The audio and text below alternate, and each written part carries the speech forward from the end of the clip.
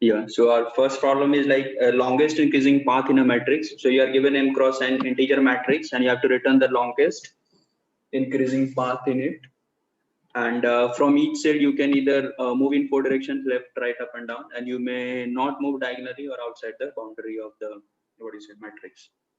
So if you can see here, I mean it should be strictly increasing. So 1 1 you can't take. So 1 to 2 and 2 to 6 is increasing and 6 to 9. If any other path you take 1 to 8 only you will go.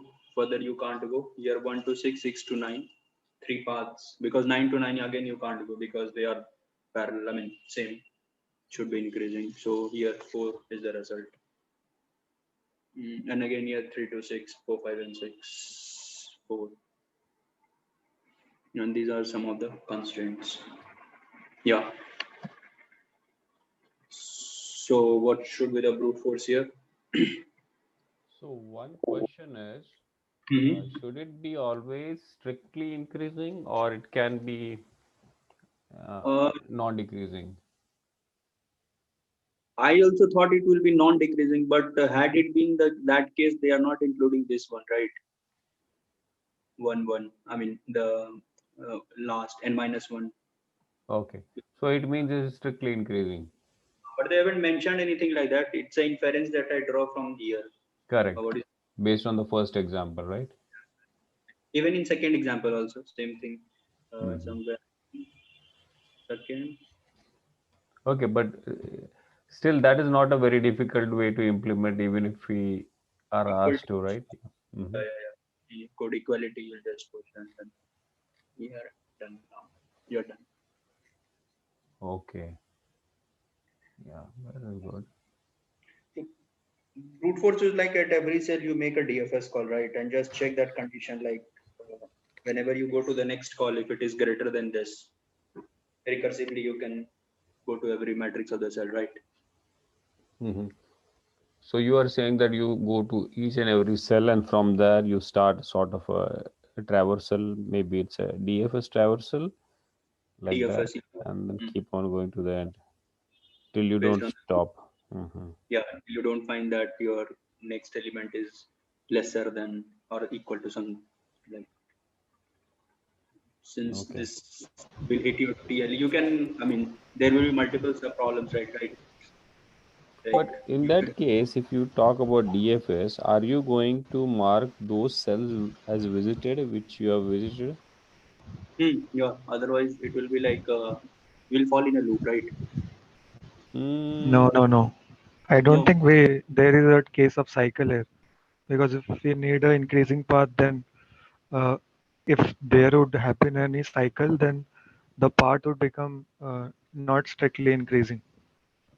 yeah, that's So but this correct. is why we don't why have did, to keep track of the elements which we have already processed for the brute force. Right. okay. But should we actually mark them as visited? Because if we start for a DFS from one cell, Yeah, and then if we go all its path for a DFS traversal, should we mark yeah. those cells as visited? Is it But required? since the path would be increasing or strictly increasing, none of the path would come back to the node where we started at first.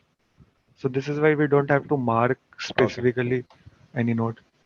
You mean to say we should not, right? Okay.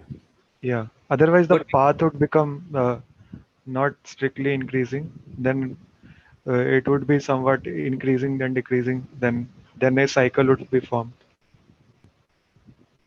So we that can can be done. That can be done by just checking if the path increase. we are taking is increasing or not. If it is increasing, then we don't have to specifically keep track of the already visited nodes. Hmm. Yeah. And also, if we keep, because if we start at 9 and then we may mark that visited, so we come to 6, we won't be able to get the value at 9 unless we store that value. So that will be more extra space. Yeah, Yeah, that's and correct. from 9 we don't have to go to 6. From 6 we can go to 9. Yeah, something like that. Correct. But you can store the path at every cell so that, let's say next time if you visit that cell, rather than exploring that area, he'll only give you that this much value is from my side. right? Yeah, that is Right, an right. optimization to the brute force one. Hmm. I thought Okay. that will only work as a visited, but Oh, okay. Oh, I mean, modify the So thing. then yeah, if yeah, go yeah, ahead, then Abhishek. th- that that makes sense because if we have already visited a node, then at that node we have already calculated a most optimal answer. So from other node, if we get to that node, we can just return whatever the optimal answer we already processed there. So Mhm. that can be termed as marking the node if it is already visited. But that does not mean that in a DFS traversal we are marking the nodes which we have processed in the current path. It only means that for the current node we have already processed it. So instead of going for the DFS again, we can just return whatever answer we already processed. So Mm, that is the optimization we can go for the brute force approach. mm. Makes sense. Oh, so there is a slight difference, but that's very important, right? If we mark Yeah. it visited, then we won't be able to find the information. But if we Yeah, store the I information, then actually did mm, I actually did the visited one, but there is one case in late code where the solution will give wrong answer if we are marking the current path mm, for each of the DFS calls. And it makes sense because so in my approach, I just did this for each of the nodes we can start DFS. So mm, and the DFS so the traversal would always go from decreasing to increasing sequence, mhm, so as to keep track of the strictly increasing sequence. So from 9 I could not go to any of the other cells. So for this the answer would come out to be 1.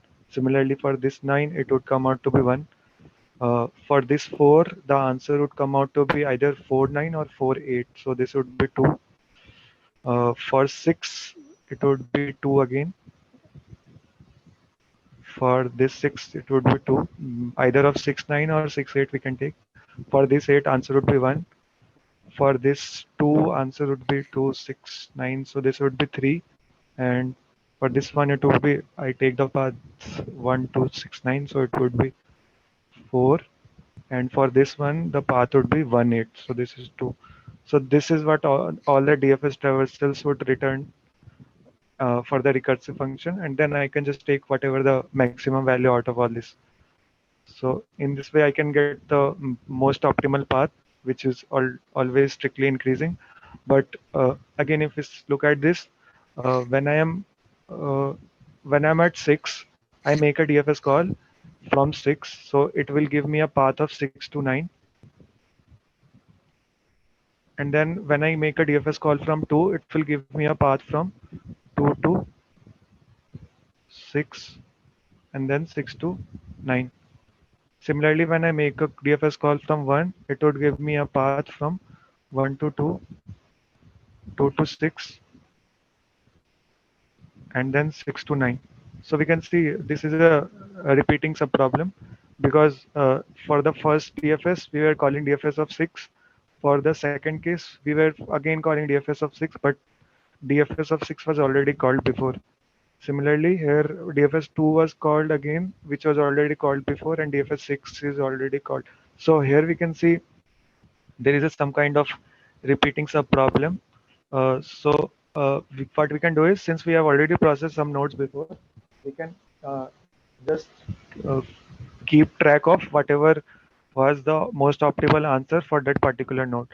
For example, this 9, since I've already processed this particular node, I can just mark it as in my DP node.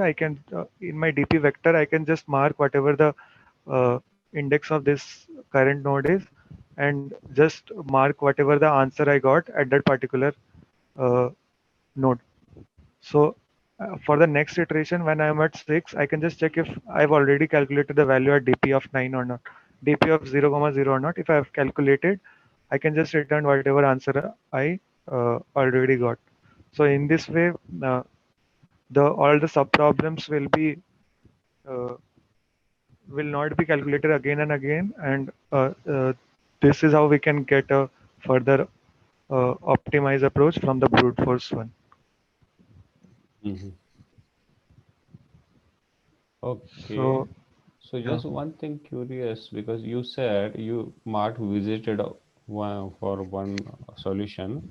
and then you got a issue on one of the test case where you said the current was something. What was exactly?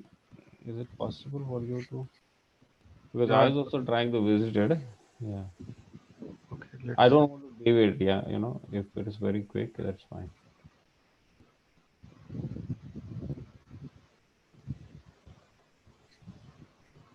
Because that's a very standard template, no? So we're Yeah. trying to do So that. Yeah. so the output which I was getting is 5, and the expected output was 7.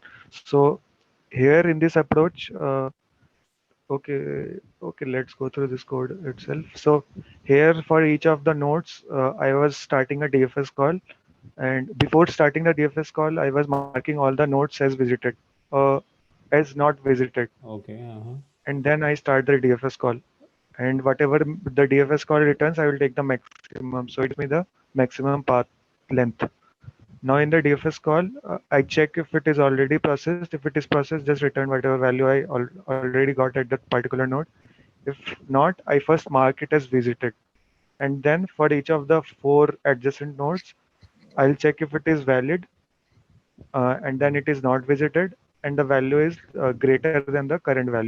If it is, then I add 1 because I'm including the current element, and then I go with the DFS call in the child node or the Mhm. adjacent node. Now, the reason, the problem where this, if I copy with this,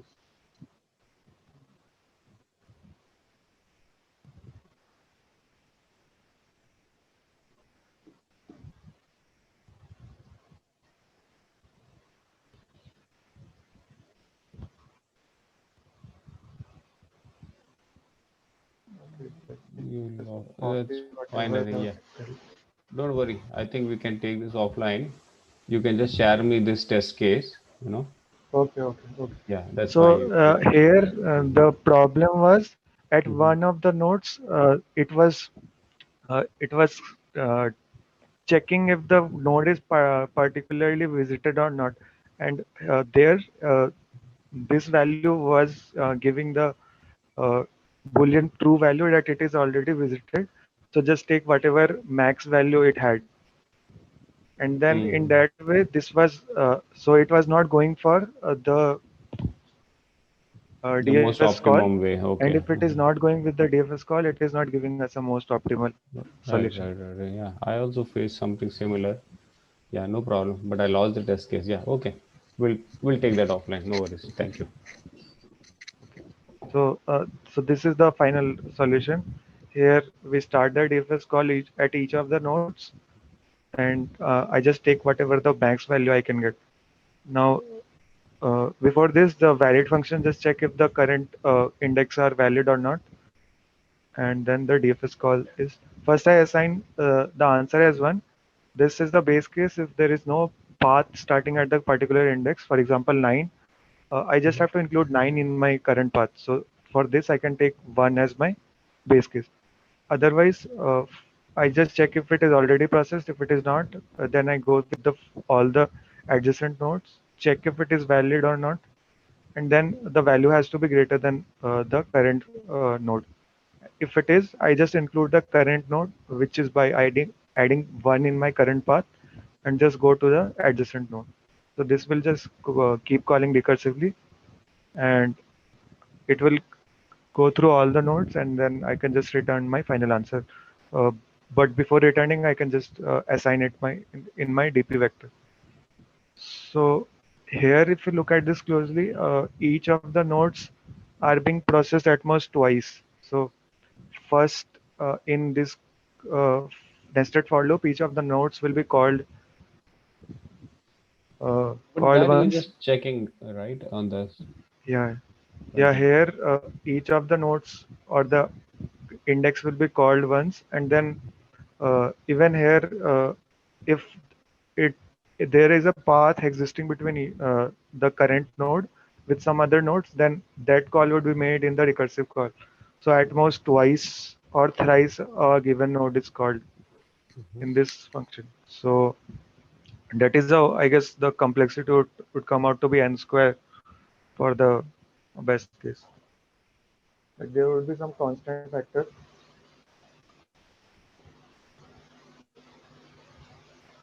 Okay, so this is the DFS with memoized version, correct?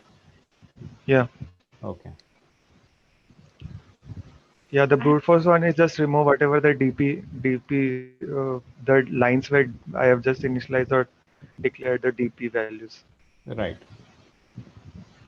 I have one question. So when we write this DFS function, so I usually get confused. Like in this answer, should it be sent it as a part of the like argument to the function, or it should be initialized inside the DFS? I always get confused there. So what is the Yeah, like it the idea there? yeah it actually depends on the type of implementation which we are doing. Yeah, this could have been done using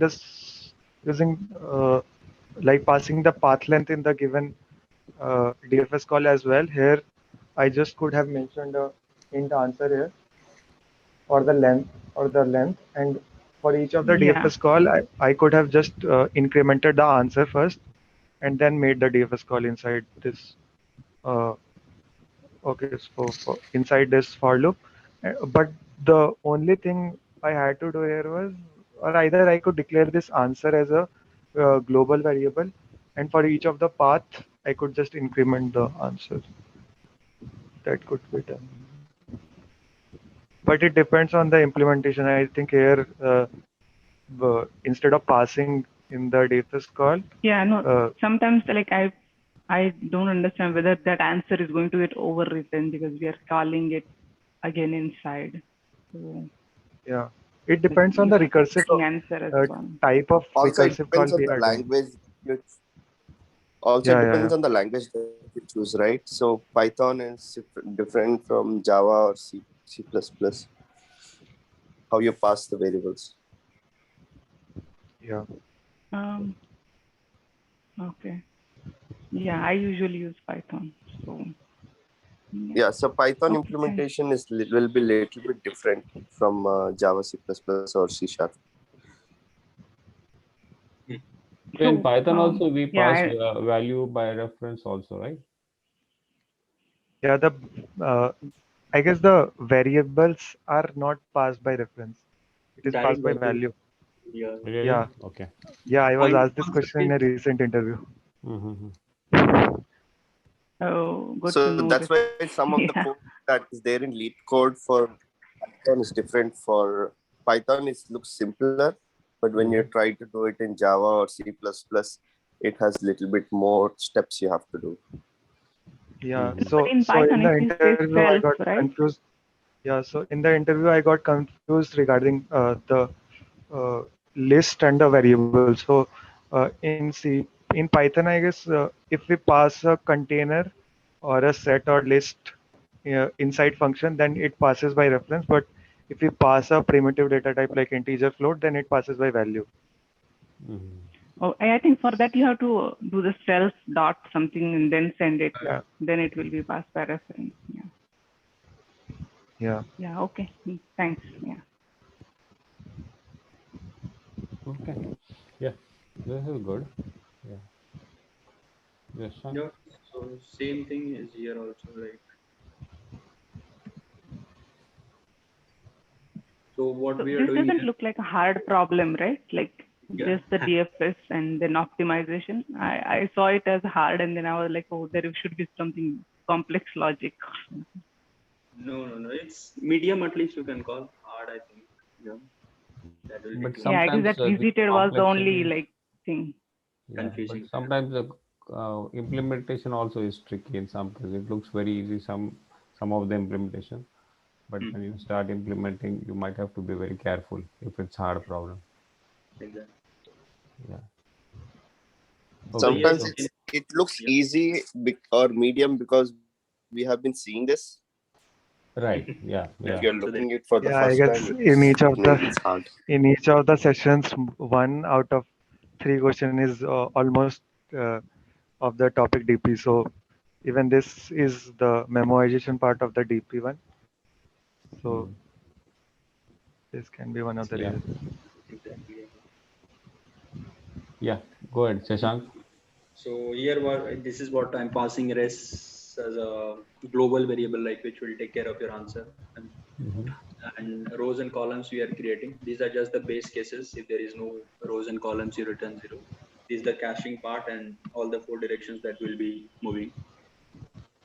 Going through each of the cells of the matrix and then making a DFS call, right? Initial value I'm initializing at minus infinity, so that if I compare anything will be positive, greater than this, right? That's why rows, column, cache I'm passing. So this is one of the base case. You shouldn't go beyond the rows, shouldn't go beyond the columns. And if you find that the matrix value what you are looking for is less than the last value, that means that's not an increase. You'll return 0, right? And if you find that already you have seen that value in your cache, you just take it from the cache, put it in a variable called sum. And if it is new, first time you are hitting, you initialize your sum to 0. Now go for all the possible 4 directions that we have here mentioned. What is it? Line number 9. Same like I plus x, j plus y. Then that particular ij value, rows, and I mean all the parameters. And just whatever some value you have obtained plus 1, you do it to that, because it was increasing, right? You'll add 1 to it. And in your rest, you just you have stored this value into the cache. Now you can rest we have already initialized at the top, and just take the maximum out of this rest and this value which you have put into your cache, and we return. So you in the cache you put your sum plus 1, whatever that value will be, but you are storing in your result the maximum, but that you are not returning from the DFS. No, That is the a cache value you have written. Okay, yeah, makes sense. Yeah, because you can have a path which is longest and you still don't have that for this current DFS. Yeah. Okay, yeah. That is right, yeah. Yeah. Okay, so this is one. This is almost similar implementation what Abhishek was also doing, correct? Yeah, sure. So we have that another implementation which is there in the solution, right? So that is a topological sort. Correct. I think. Yeah. Yeah, so it is a topological sort. So that actually what it deals with is it's almost similar to like a multi-source BFS, but it's topological sort, right? So you go through all the adjacency list again and find out the in degree. And whenever the in degree is 0, you put in a queue, correct? And then you start doing the BFS traversal for a normal topological sort. And so at each level, you keep on incrementing the answer. So that will be the number of hops you are taking from particular. So the maximum hops or the maximum level what you are attending, okay, so that will be your answer.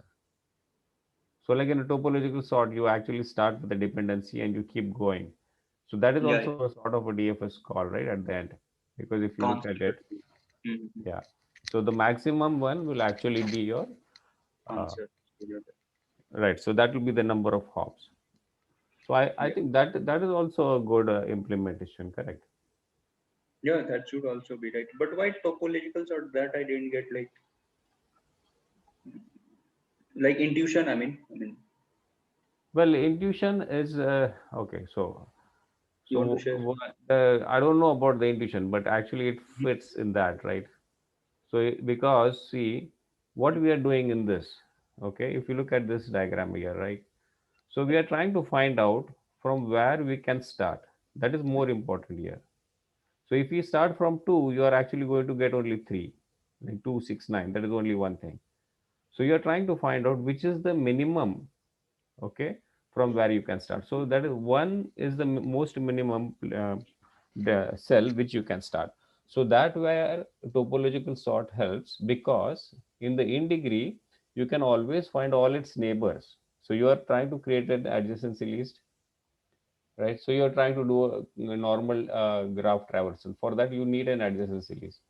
So the adjacency list will be like if you go to each and every cell and try to find all its neighbors, and whichever the neighbors are following that strictness of increasant, that condition, so you put them as your neighbors.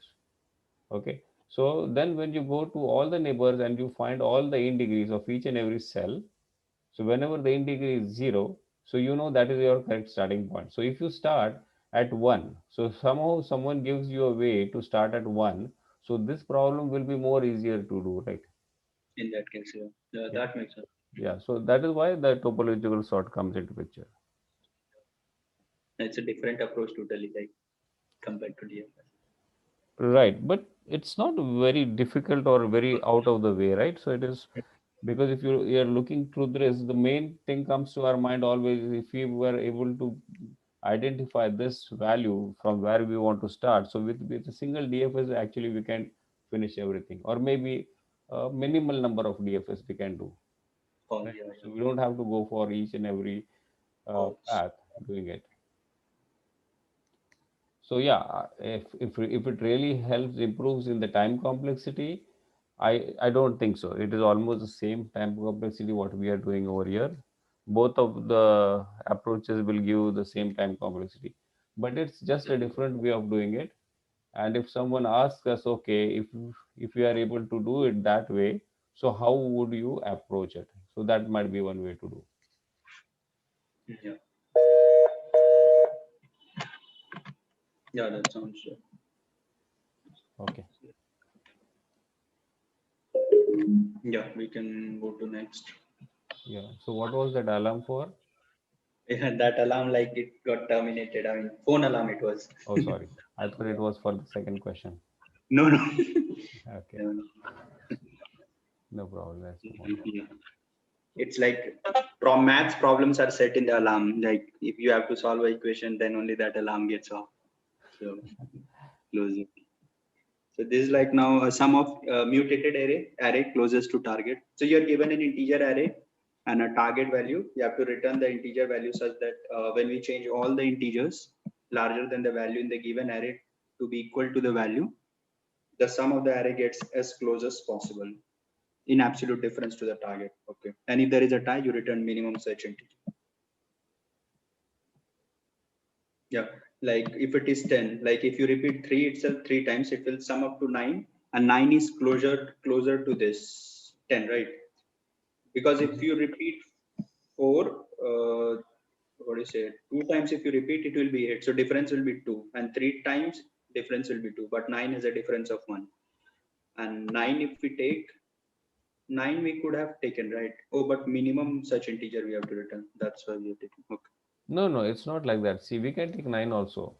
See, what they are trying to say is if you start from 3, which is the most minimal one, so Yeah. you can convert all others also to 3. So it will be 3 plus 3 plus 3 will be 9. So that is one option. But if you start from 4, so 3 will still be as 3 only, but 4 will be 4 and 9 can be converted to 4. So we have 4, 4, 3. Similarly, if we start at 9, there is nothing greater than 9. So we can have 9, 4, 3. Yeah. So it will be 16. Yeah, it will be more. Yeah. Yeah. In this case, it's not required, but yeah, but that is one option. But if you look at the answer, the last sentence in this problem statement, it says, notice the answer is not necessarily a number from the array. I didn't understand this. Is it really? So median value will be, or what? I mean, any value between max and min of the array. Is it not? It is saying that you have to see if you look at the problem, the sentence is above that. So it is saying that you have to always look from a value from your current array, Mm-hmm. and Even then you integer. actually equal the value to the sum. To given array equal to the value, right? This one. Uh-huh. I thought it was supposed to be always the some value in the current input array, but it seems it's not. Mhm. I don't know how we'll come to a case like that. Okay, I think the example 3 talks about it. Yeah. If you go to the example 3, yeah, this one. So the value itself is not in the array. Right.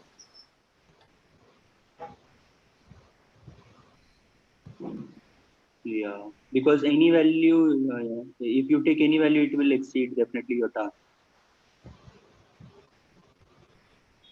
Hmm.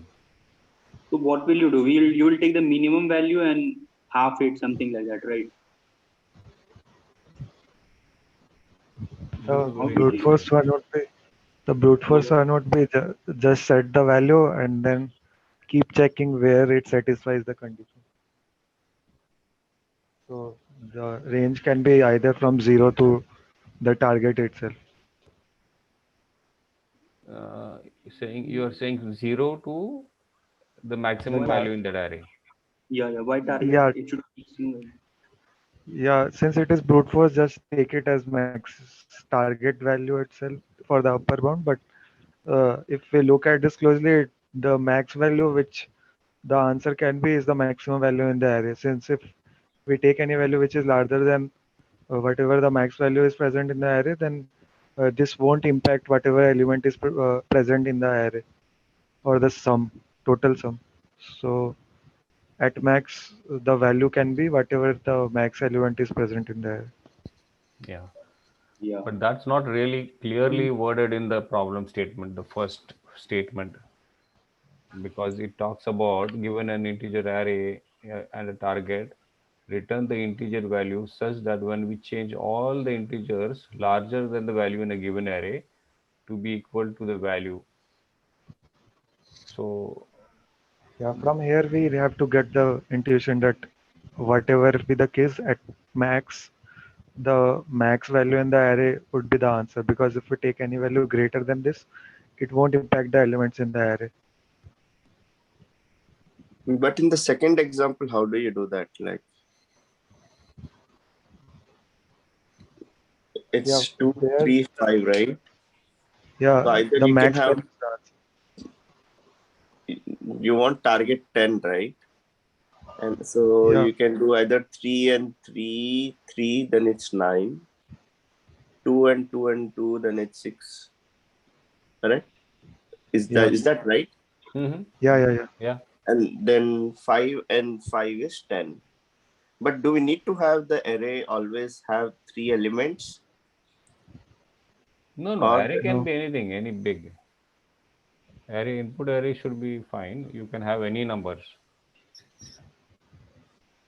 If you look at so the 5 length of plus the 5, array, then so 5 plus 5, 10. Is 2. that why the answer Yeah, is 10? 2. yeah, Output 5. no, So 2 even plus 3 No, plus no, 5. no. yeah, because yeah, it is the senior 2 most plus 3 element, plus I 5, mean that is 5 largest plus element. 5. Yeah, 5 plus 3 plus. And therefore he's returning 5 because when he comes to 5, right? So first he starts with like this in that case. If you really go by the statement of that, so if he takes 2, so the way Praveen said, like, so all the numbers you can make 2, 2, 2. So this will be 6, correct? Okay. Yeah. Or if you make 3, so you don't change 2, but you change 3 and then you change 5 also to 3. So this will be 8, right? But then when you come to 5, so you just keep everything as is, and therefore it comes to 10. So, but if you look, the problem statement looks like this. The question is to be solved this way, right? But if you really understand the first statement very closely, and the way Abhishek said, the intuition is not like this. The intuition is supposed to just find out the maximum element of that, and then you start working on it, right? And then it becomes very clear when we come to example 3. Yeah, because if let's suppose the answer would be 6, then 6 does not impact any element in the given array. Mm. So the sum would be same as whatever it was present before. So this is why 6 won't be an answer for this second test case. Right. Yeah. So if So the then second example target is 6, then what would be the answer? Then then it will 2, be 2. 2 will be. Everything 2 because it exactly matches 6 minus 6 0. Right. 2, 2, 2. Okay. Yeah, so to some extent it works, but when you come to example 3, then whole things actually goes in that direction. So Yeah. you just have to find the max and then you start working from it. So you won't have your answer in this particular array. And so it's not going to be as Your simple third as the example implementation. is different. Yes. Yeah. It's kind of Okay. So in that case, how do we do that then? How do we implement it? So if we find a maximum value, that is good. And then, So mhm, if we find the maximum value, then we know whatever is the search space, which mhm. is from 0 to the max value itself. Binary search. Right. Yeah. So Mm-hmm. yeah. So before doing the binary search, what the brute force one was, we start from 0 and whatever the target value is, and then we set our answer to. So we set our answer to each of the values in this range, and then check what would be the impact on our array, and then find the sum, and then we can just compare. If the absolute difference is minimum, we can take whatever is the max minimum value out of this one. So that would be our answer for the brute force implementation. Well, okay. So should we actually go start from 0, or should we start from 1? The reason why I'm asking, because in the constraint, if you look at the array values, they start from 1 to 10 raised to 5. Oh, Yeah, then zero doesn't make sense. since it is brute force, I think it does not matter where we start the starting point and ending point. Yeah, but actually that matters for there are some templates for binary search, right? Yeah. Yeah. So okay. Let's go ahead So with, yeah, no problem. yeah, so if we set our answer to either of this, for example, 3, if we set our answer, so we will first see whatever the sum would be in our initial array. So the sum would change to 3 plus 3 plus 3, and then this would come out to be 9, and then we can just compare whatever is the absolute difference with our given target value, and if it is minimum out of all these ones, I can just take this a as my answer. But here, if we look at this closely, what we are doing is for each of the target value, we are iterating through each of the target value, and then we are iterating through the whole array to find the sum. So the complexity would come out to be the target into whatever length of the array is. Mm-hmm. This makes sense. Yeah. Okay. Now let's suppose we try to optimize this part, which is n, since we need to iterate through all the values in the array. But instead of doing this, what we can do is we can first sort the array. So after sorting the array, this will look like 3, 4, and then 9. And then for each of the values, when we were iterating the target value, we can just binary search over the given array and then find whatever is the minimum index where this value a occurs, or if it does not occur, what is the least index where some value greater than a occurs. So, this what this will do is we will get a point from where we need to change all the values to a. This makes sense. Mm-hmm. If 3 is the value, then we know that from this 3.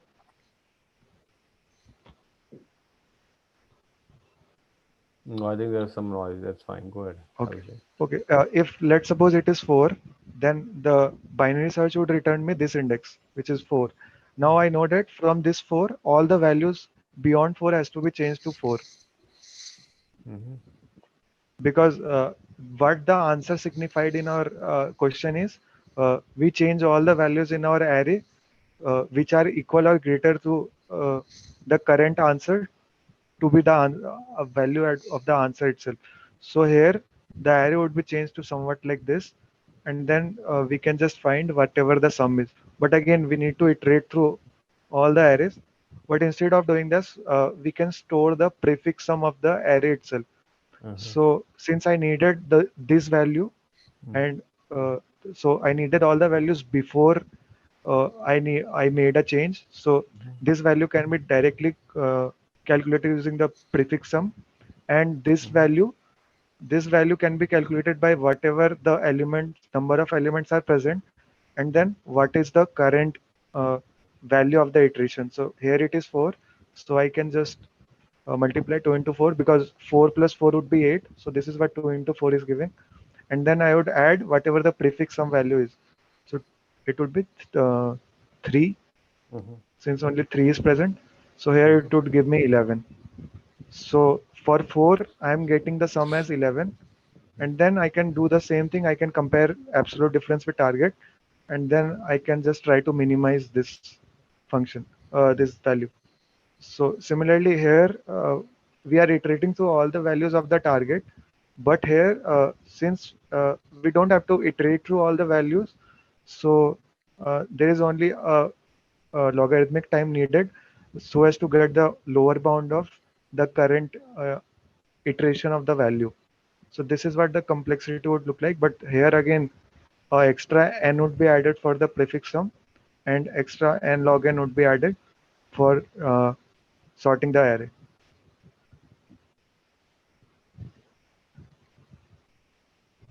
Extra So log this n is, for the prefix sum. Okay, the one what you keep on multiplying. yes. But that can be So done on fly also, right? In that case. So whatever, if you already have sorted, so whichever index you are, so you know that index is the only one what you don't have to consider. But the other you can get it from your n, right? N minus the current index position. So that n you can avoid to some extent, isn't it? but how to, no, but this target does not signify the index.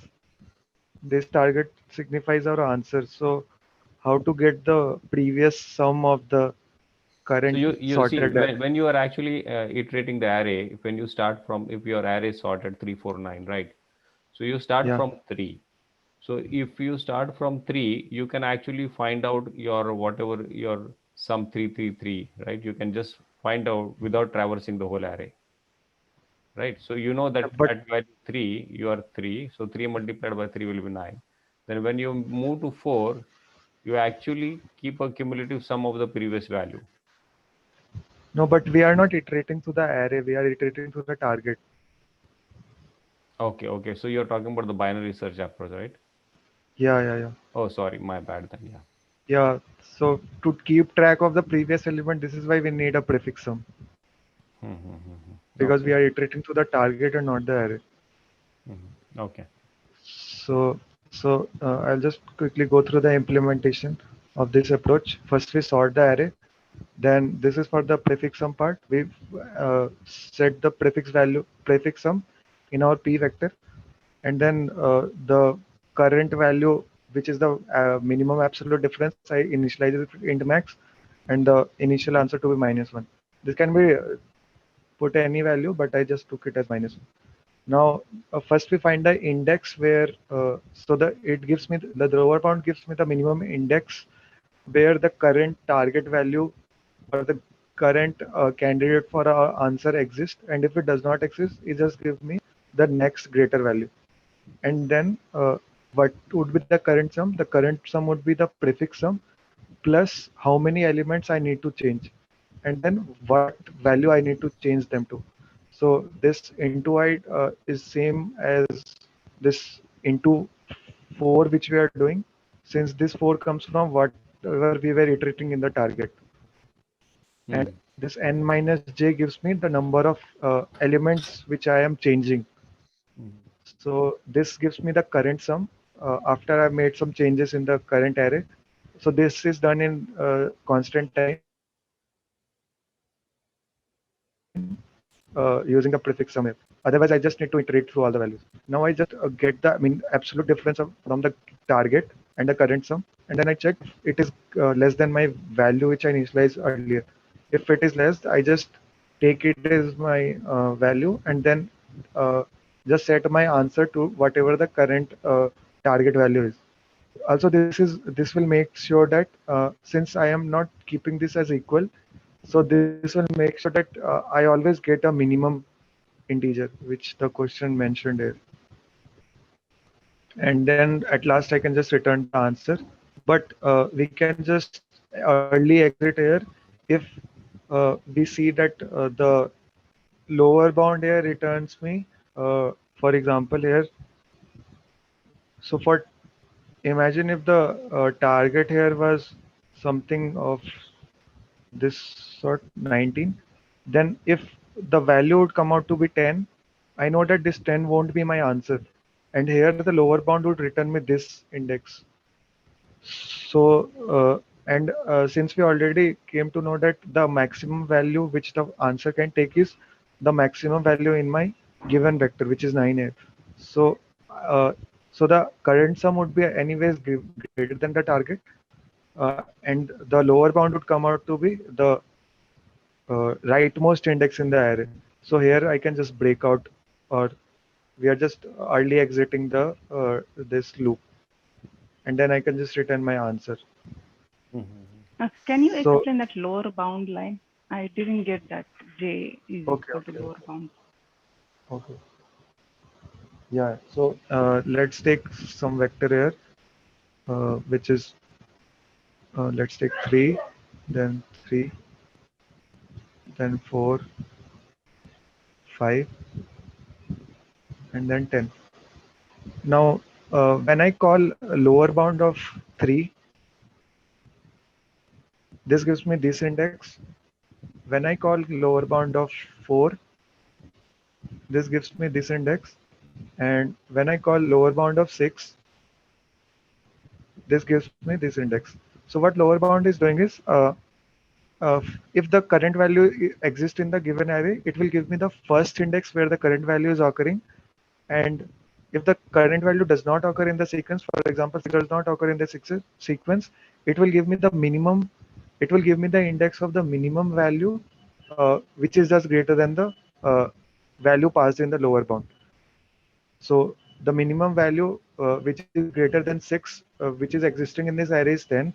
Now, if I do lower bound of 11, since 11 does not exist in the array, and 11 is greater than the max value in the uh, given array, so this will return me iterator to this point. So in C++, this point is just the end, or in Okay. zero-based indexing, this point is smaller. Yeah. Yeah. Is that an inbuilt function, lower bound? Yeah, it is inbuilt function, but we can just implement it using the binary search function as well. Okay. So we need to just modify the binary search function, because if there are multiple occurrences of the current element, we have to return the minimum value. And if it is not present, I just have to return the minimum value, which is just greater than the element. So this can be done using binary search. And I think this question is present on LeetCode, where we need to find both the minimum value, where the minimum index of the given element, and then the maximum index of the given element, which is upper bound. So this is lower bound, this is upper bound. So I think this is one of the question in binary search section of LeetCode. Anyways, so this was one of the approach where the complexity comes out to be, the target into the log of n. N signifies the length of the array, and this solution passes because the logarithmic part would come out to be somewhat constant. For 10 to the power 4, it would be order of 10 or 20, and it would be 20, I guess. And this 10 to the power 5 is for the target. So this will run in 1 second. So this is why this solution passes. But this is not optimal approach, since uh, we are doing so many redundant checks here, and also the search space has to be reduced anyways. And also we are using extra space here for the prefix sum part. So to optimize this, since we know that the final value which we need to consider always lies from 0 to or 1 to maximum of all the elements present in the array, we can try binary search on our answer itself. So, so the left pointer would just point to 0, and the right pointer would point to max. Now we can find a made value, and then for this made value, we will calculate what is the sum we are getting in our array. So we'll calculate what sum we get after changing elements in our array. So if the sum comes out to be less than target, then this means that this mid value can be a possible candidate for my answer. So what I will do is, yeah, so since this sum is less than target, this can be one of the possible values of my answer. So I will just set my left pointer to mid value. Otherwise, if it does not, then I can just reduce my search space and then set the right pointer to mid -1.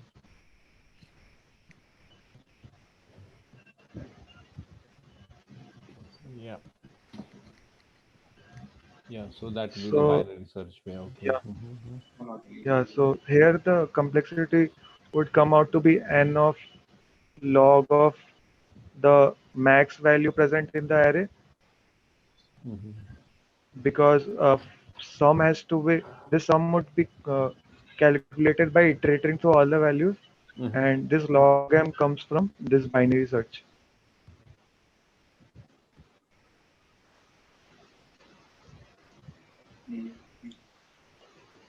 Yeah. Log of max of. Yeah, so but again there would be some precision issues. So what we can do is to get rid of the precision issue, because the value would be somewhat like rounded value. So the final answer would be L. So instead of calculating, instead of returning L as my final answer, I will just finally check for these two values, L and L-1, because in the answer I need to try for my minimum value possible. Therefore, I just can check if which one gives me the minimum value, L or L-1. But you can make the change in your template in such a way that you can Yeah, just look for LNR. yeah. I did this different way. So the Yeah, this is binary one way. search, Yeah. yeah. So this is Because the this is check an function. order, right? Because it's not the Yeah, yeah, normal template. Yeah. yeah. So this is a check function here. I just pass mid value. So this mid value determines if any of the values is greater than mid, I'll just take it as mid value, and if it is smaller or equal to mid, I'll just take whatever the value is. So whatever, this is what it is doing here. If the value in the array is greater than mid, so I'll take the mid value itself, and if it is smaller than the mid value, then I'll take whatever the value is present. This is what the main condition of this problem says. Now, for the binary search, I set my left pointer to 0 and the right pointer to max element in the array, and then I just check if my sum comes out to be less than target. I set my left to the mid +1, and otherwise I set my right pointer to the mid value. So here, since I'm making it mid +1, but mid can be also a candidate for my answer. So this is why finally I just check whatever the left pointer is pointing to and left -1. And then if the second value comes out to be less than or equal to, I just return left -1. So it depends on the implementation of binary search, but the idea would be same, as if we are just finding the minimum midpoint, minimum midpointer, which will give me the minimum absolute difference of the with the target value. So what Right. is the L-1 for line number 22? Like why you are doing Uh, that again? because I am setting left to mid +1 and not mid, because this mid was satisfying my answer, but I was not setting left pointer to mid, but mid +1. Well, okay. Okay. See, Abhishek, in this case, see, this is a typical implementation of this template. When you Okay. look for L is less than R and not equal to, so in that case, you will usually see the if condition wherein your L will always be set to m+1. So this works perfectly fine, this template. Okay, but in our case, we have that issue because whenever we are checking for L, okay, it might be not converging. So L minus 1 might be converging because we are not looking for an exact value.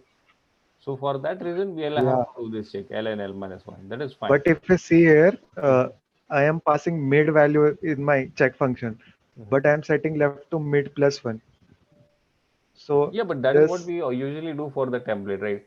For time being, if you yeah, just look for the template, so that is what I said, this template yeah, and the other one where the template which we use for the consecutiveness, right? So L plus 1 is less than R. Okay.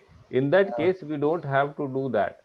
So I think we had a discussion earlier also. All the templates will always give the same results, but it is not, at least for this condition, for this particular problem. So that template works much better. Yeah, I might be wrong also, but at least when I was struggling yesterday, the same thing where the L minus 1 looks very weird, right? We never actually even think of that we'll have a problem. But if you closely understand the problem, then it makes sense, because when you are come to L, you might have some value which is L minus 1, which will be more appropriate in some cases. So you'll have to check that. That is perfectly fine, but that is not very intuitive, right? Therefore this yeah, template actually is slightly okay, but then the question, because we have 3 4 templates, and out of that one template actually gives you the way it is required without changing it. So yeah, but yeah, this is what it is. So it is always a different way when you come to this implementation. When you look at it, why it is L minus 1 and L, and in the interview per se, we always think if there is standard template we follow, that is always best thing to do. But yeah, this is what it is. So we'll have to be very careful in some cases. yeah. Yeah, So, this is good. Mm-hmm. so this is one of the optimized uh, version of the brute force approach. Mm-hmm. Now, there is one more similar approach here, but in C++ that can be done because there is some precision issues in the round function of C++. So I've implemented that in Python, and let's see how that works. So Mm-hmm. if I take the given array, yeah, so if we take the given array and Mm-hmm. then if we find whatever the uh, target, if we take the target value and divide it by the length of the array, which is 3. Mm-hmm. So this comes out to be something like 3.33. Mm-hmm. And if we round the value, this would come out to be 3. And 3 was my, I guess 3 was my answer to this problem. Mm-hmm.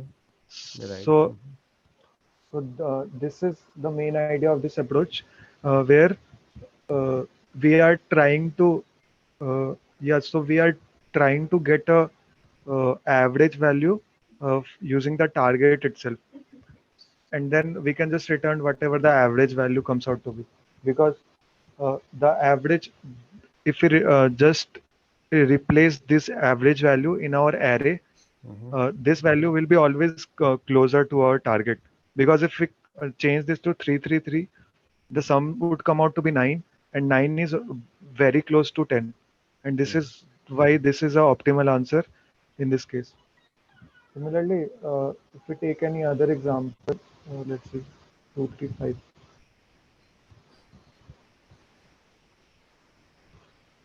Yeah, so if we take the example 2, 3, and 5, uh, and whatever the target they have mentioned, so they have mentioned 10 as the target. So 10 by 3 would again come out to be 3 if we round it.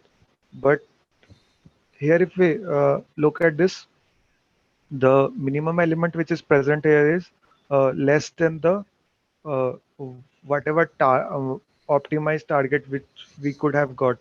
So here what we will do is we will just reduce our target with this value, because 2 can never be the answer, so this won't impact other elements in my answer. So if we reduce 10 by 2, it would come out to be 8, and now we are left with only 2 elements in our array, which is 3 and 5. And if we divide again, because we just need the most optimal answer, so 8 by 2 would come out to be 4. Mm-hmm.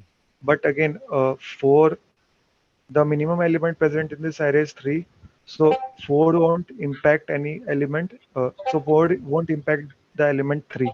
So similarly, we can just uh, reduce the sum by 3, which is come out to be 5. And since we remove 3, the only element present would be 5. Now 5 by 1 would be 5. And we can see here that, uh, yeah, and we can see here that the optimal answer is less than or equal to the value itself. So this is why here we just return the value 5 as our answer.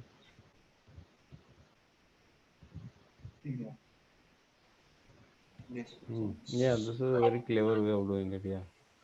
Yeah, because when we divide the target with the length of the array, this is what my, so this value is my most optimal answer if they were allowing double value or float value in the answer. But since they are not allowing double or float value, what would be my best possible answer? My best possible answer would be just round the value. And if I round the value and then I place all the values in my array with this value, this will give me the closest sum to the target value itself. Yeah. Yeah. Makes So sense. Hmm. yeah, so this is why we keep reducing the array, and if at any instant we see that the most optimal answer is less than or equal to the minimum as element present in the array, we can just return whatever the most optimal answer was. But the only reason this doesn't work in C++ is we have to round this function, and we need to round the value, and the round function in C++ has precision issues. So uh, there is a case in LeetCode where the final answer would be somewhat 1, but the answer is coming out to be final answer to be 0. So this is why the this solution won't work in C++, but this works in Python like a charm, because in Python we don't have any issues regarding the length of the primitive data types. So this is why this is rounded accurately in Python. So if we go through the implementation, first we sort the vector uh, or the array, because at each instant I need the minimum value, and then I set the length and the I don't need val here. Yeah. Okay. And then the current value, which is the optimal answer, would be whatever the current target, and the length of the array present. Now, if the current value is less than or equal to the minimum value present, I'll just return the current value. Otherwise, I first decrease my target with the current value in the array, because this value won't be impacted even if I change my answer anyways, and then I decrement my length of the array. And if neither of this satisfies, I just return the maximum value in the array, because we already know that at max the final answer could be the max value in the array, and since the array was already sorted, we can just return the last value in the sorted array. Yeah. So this is just simple n log n, where the n denotes the size of the array, and we don't have to here it does not depend on whatever the target value is. It just depends on the size of the given array. Right. Right. Right. Yep. This is good. Yeah, in C++, actually what they are doing is for this particular thing, they are doing a hack in the sense they are actually subtracting 0.0001, when you are trying to round it, Yeah, it is and to then they round do it. that. Yeah, Yeah, that's not good though, but yeah. yeah, and we cannot remember what value we need to subtract Yeah. to keep track of the rounds. So yeah, so I got a wrong answer in C++, I guess. So if we Yeah. see the solution,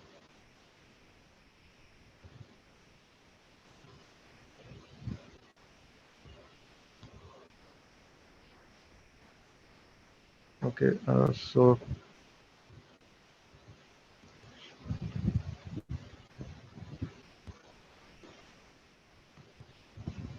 Yes. So here the output was 23 and my expected, okay, so the output was 23 and the expected outputs were 22. So this is because of the precision issues in the round function of C++. So here, yeah, here I was just first making this value as double and then rounding it, because if I don't make it double, this will just give me an integer value, which is the floor value of the division, but I don't need the floor value. I need the rounded value. So I first typecast all this thing to double and then round it. But here we can see this round value has precision issues. So this is why it was giving me a value greater than the given answer itself. Mm-hmm. Yeah, so that can be taken care only in the line 8 if you say target minus that value 0.0001, and similarly on 11 line also if you say that.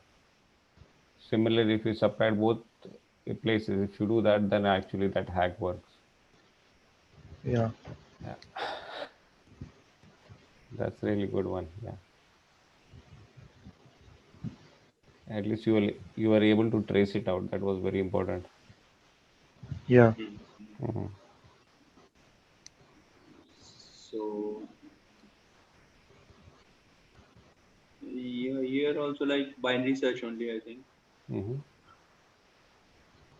So like initially we are initializing to infinity, and low and highs are like zero and target. As long as low less than high, you calculate the mid of it and you pass that mid into here, right?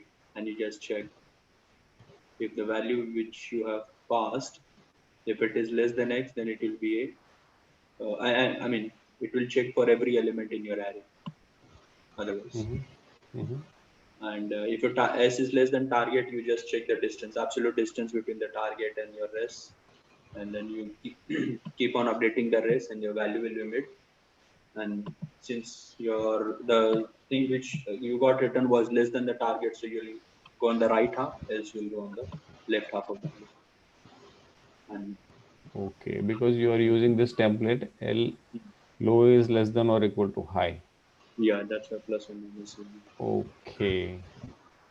Okay, so this template also works perfectly fine. Yeah, this is a generic one. Yeah. See, sir, Hmm. Abhishek, this is one more thing. That template actually is critical, I think, in some cases. So this template where low is less than or equal to high, in that case, you have to change always your mid low to mid plus one and high to mid minus one. Yeah. Yeah. So there are these two cases. Yeah. So this template works perfectly fine. Hmm. I don't see sorting done here. Sorting, no, I'm working on Sort target. I'm the not sorting. I'm just working on the target. That oh, monotonic principle. Yeah. Yeah, if you just work on the target, I think you don't need that. And Stop that. also, either you do a target or you could find a maximum value in that array also, right? So that also Yeah. should work. Yeah, either of Mhm. it. But target will be a safe bet because you don't have to spend another often just finding the max value. Yeah. Okay, so this is good, like because then you return directly value here. You don't even have to compare whether that value is converging, correct? Yeah. Yeah. Hmm.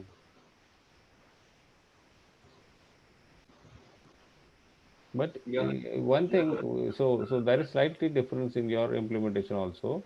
On line 12, okay, you are actually using this if condition and you are updating your value. Distance Okay.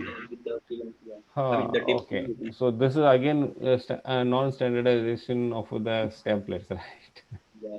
That extra part I'm adding here. Line Okay. 12. Okay. So the one what Abhishek is doing at the end, okay. So you're trying to actually take care of that in the if condition, is it? Yeah, on the fly itself. Okay.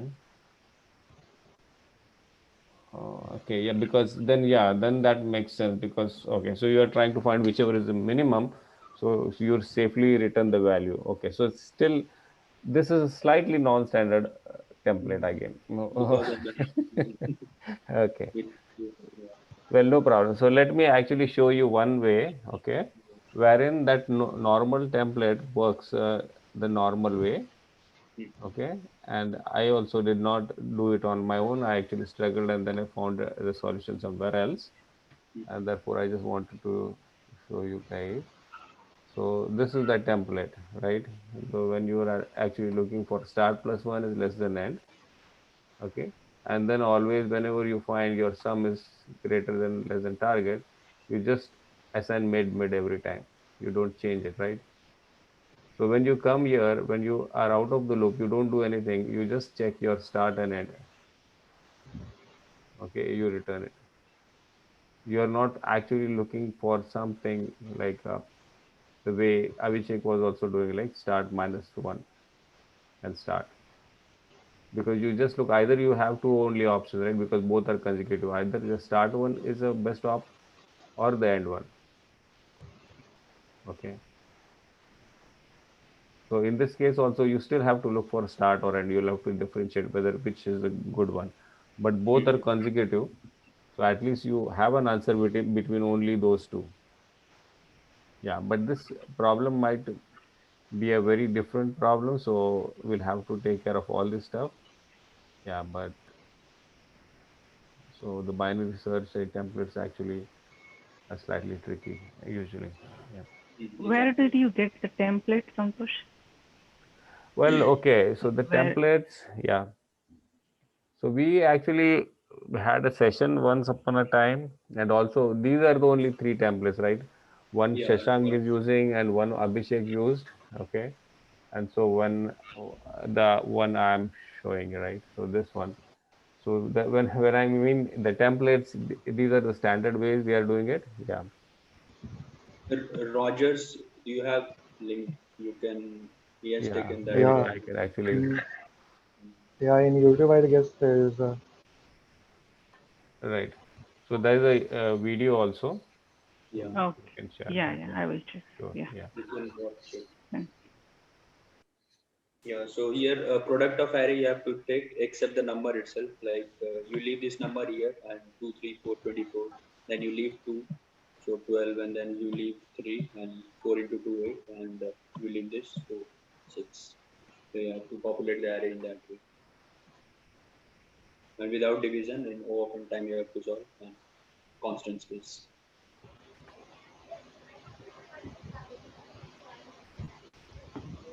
Yeah.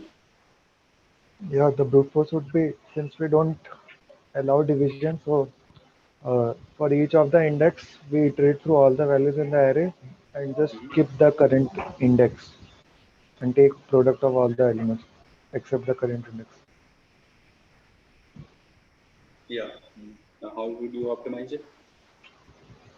If we look at this closely, we will get to know that to to find the product, we just need the product of all the prefix value and the product of all the suffix value. And my final answer then would be the product of whatever suffix value I got, excluding the current element, and whatever the suffix value I got for the current element. So this would be the uh, final answer for each of the index I. But for base cases where the element is first or the element is last, the prefix won't exist for the first and the suffix won't exist for the last element. And these two vectors, prefix and suffix, can be constructed by iterating in the left direction, and the suffix can be done by iterating in the right direction. So You this can is have the for suffix yeah, also. all of this, yeah, all of this can be done in of, I guess it would be 3n. First to construct the prefix, then second to construct the suffix, and then the third iteration just to construct our final answer. Hmm. Now, now if we need to further optimize it, uh, here what we can do is, if we look at this closely, when we were iterating in our third iteration to get our final answer, we can just keep track of the previous elements product. So we can get rid of this prefix part. Mhm. And then if I get rid of the prefix part, I just need to calculate my suffix part of the given array. So Either of them this you will, can do. You can take prefix and avoid yeah, yeah, yeah, suffix. Yeah. yeah. So if we need to skip the prefix, I'll just iterate through my left index, and then for one, I don't have any value in my left, but suffix exists. So whatever the suffix value will give me, I will just put here the value, and then for the current for the next iteration, I'll take 1 as my uh, prefix value. Similarly, for 3, I'll take 1 into 2 for my prefix value, which can be just calculated by 1 into 2 and storing it in some variable, let's say p. And then my answer would be just p into whatever the suffix value we get, excluding the current index. So in this way, we can get rid of the prefix value here. But uh, yeah, so in this way, we can just do this in uh, 2n or 2 pass. And uh, so previously we were needing 2 vectors, but now we just need a suffix vector if we are implementing by prefix part. And similarly, if we implement it by suffix part, we just need the prefix vector. So O of n space would be needed here anyways. But the third, the second follow-up which they have mentioned is O on one space complexity. So to get the O of one space complexity, uh, anyways, we need to iterate twice in the array. But let's see how this works. Yeah, so if this is the array, let's say 1, 2, 3, 4. So let's say P is the product of all the elements of the prefix, and then S is the product of elements in the suffix till, let's say, ith index. And P, for P, even for P, we can just take it as uh, for ith index. So, and they have mentioned that the answer vector which we will be returning won't be counted in the space complexity part. So what we can do is we can just initialize this p vector with 1, and then iterating through all the elements except the first one, because for 1 there won't be any prefix existing, but for 2 there would be 1 as the prefix. So let's calculate what the p value would come out to be. So here it would be, let's just 1, here it would be 1, here it would be 2, and here it would be 6. So we just copy whatever value, prefix value we get in our answer, which is 1, 1, 2, and 6. So this is when we iterate through the left value, left index. Now here I just maintain the prefix value in my vector, but now I need the suffix value as well. So to keep track of the suffix value, I can now start from my uh, rightmost end, and let's say what will be the suffix value. So here the suffix value will be 1, here it would be 4, here it would be 12, and here it would be 24. And now while iterating through the vector from right side, I can just multiply these two values. Yeah. And then this would be my answer: 24, then 12, then 8, and then 6. So this is my answer, and this is what we need to return. And we did not use any extra space here, but we just use whatever the uh, vector which we were returning, we just updated that value here. So in this way, we are keeping track of the prefix and the suffix both. So, but you are saying you are still going to use 2pass, right? Yeah. 2 passes either way is required. Otherwise, if I am at 2, how do I know what elements are present in the left and the right? Well, okay. See exactly what you are doing. You do the same thing. You don't have to do. Okay, technically, if you look at it, it's a single pass. What you can do is you can run Yeah. one pointer from the left side and one pointer from the right side together simultaneously. Yeah. And then you do it, it's going to be a single pass, right? At least the time complexity wise, isn't Yeah. it? But So what you exactly did now, the same thing, yeah. you do it in a single pass. It should work. Okay. Yeah. So what you are saying is, for index, let's say 1, Mhm. P would come out to be 1 and S would come out to be 12.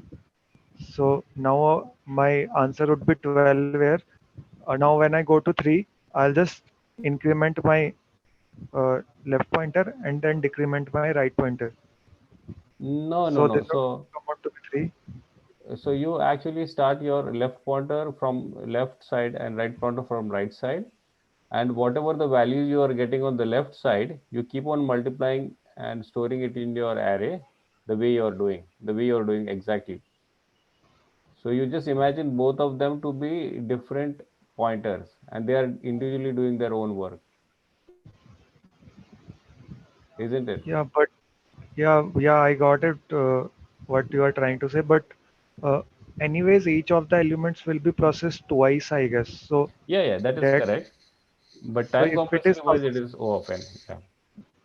but if the each of the processes are processed twice, then the complexity would be twice of n.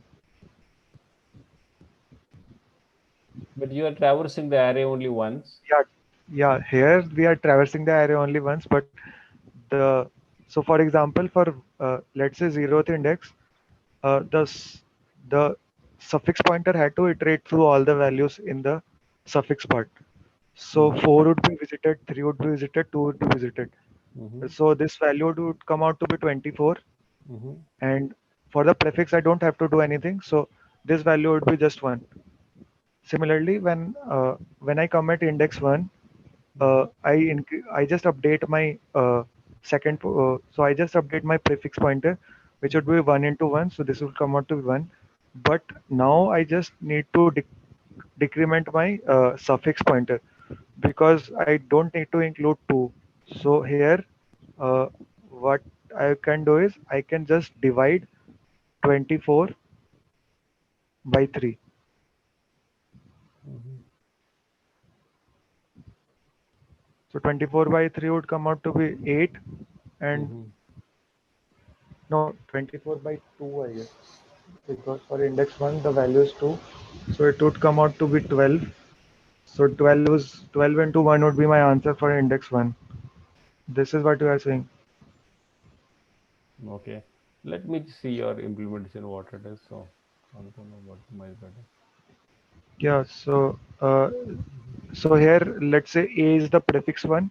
Mm-hmm. So uh, initially I set all the values with 1 in my final answer, and then I start iterating from the first index, because for 0th index there won't be any prefix. And then I first assign the prefix value in my vector, and then just increment my prefix part by multiplying it with the value in the given index. So this will do all the prefix computation. Now to do the suffix computation, what I will do is I'll assign a to be again the last value, and then excluding the last value, I will start from the n minus 2th index and will go up to the 0th index. And first I will assign the suffix value and then update the suffix value with the current value of the uh, current value of the uh, nums vector, and then I can just return the vector v.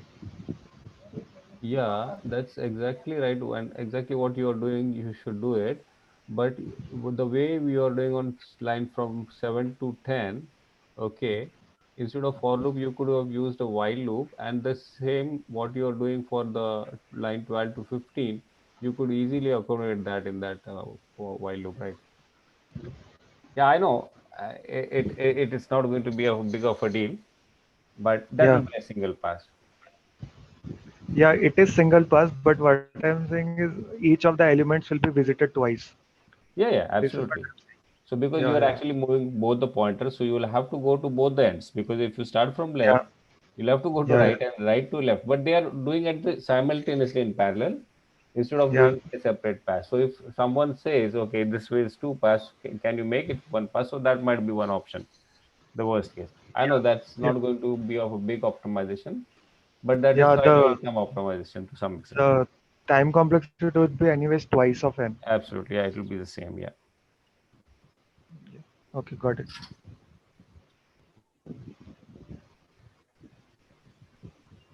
Yeah. I have closed the tab. So in by mistake it got closed. Sorry, what happened, Shashank? No, I closed the tab for this. So I think I'll have to.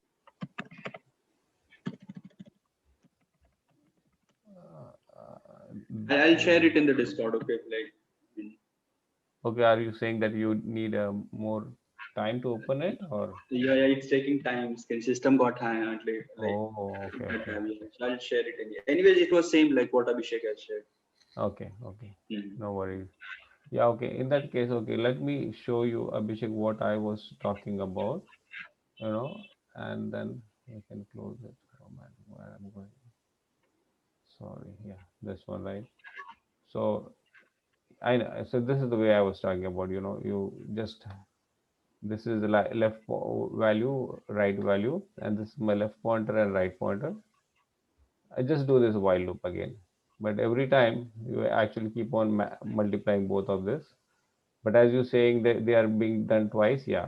So once here and the second time here, and again you are updating them, and then you are reducing both of them. But both of them have to traverse the whole array. Yeah. Hmm. Yeah, Yeah, yeah. makes sense. I also found that somewhere, so